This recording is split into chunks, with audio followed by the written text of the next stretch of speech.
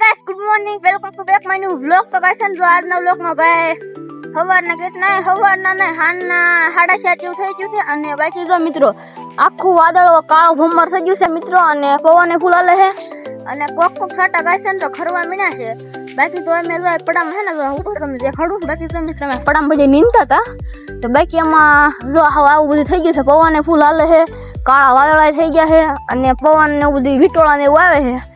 તો એમાં એમ તો મિત્રો વરસાદ લગભગ આવશે જ, હવે પાકવા આવવાનો કે સાટા કરવા મીના છે અને બધી કોર અંધારા જેવું થઈ ગયું છે મિત્રો જુઓ।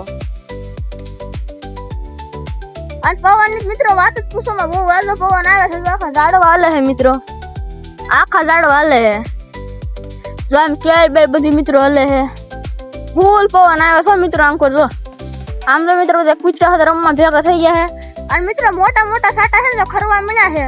બાકી તો ઘડી ખમા વરસાદ આવશે તમને દેખાડ દો।